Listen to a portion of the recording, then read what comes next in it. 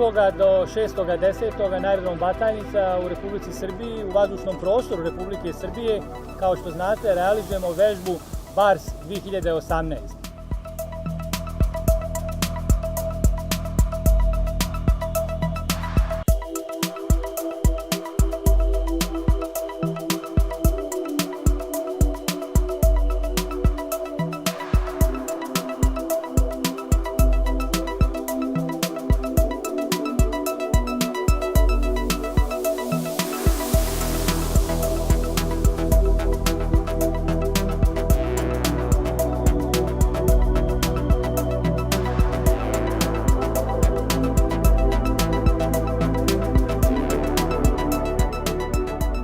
Vežba nosi tradicionalno i namenski naziv Bratstvo avijatičara Rusije i Srbije.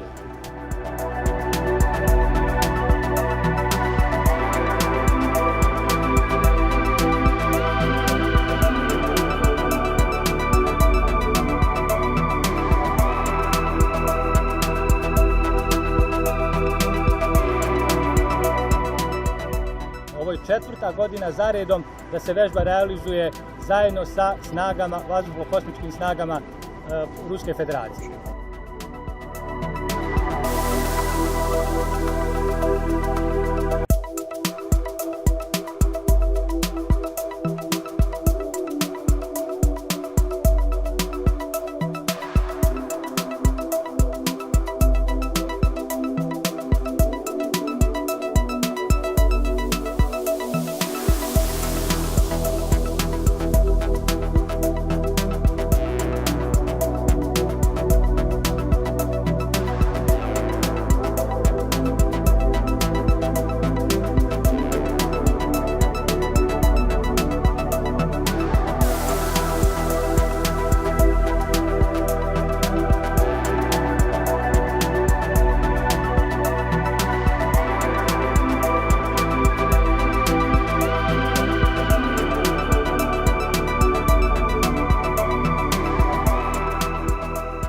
Složenost ovih zadataka dodajemo u tome da smo sem vazduhoplovstva Ruske federacije i Srbije uključili i specijalne jedinice, odnosno specijalnu brigadu kopnene vojske iz Republike Srbije.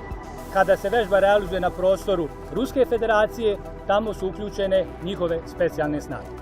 U vežbi su uključeni i naši prethodni vazduhoplovi i novo pridošli vazduhoplovi, te su sve vazduhoplovstva Republike Srbije.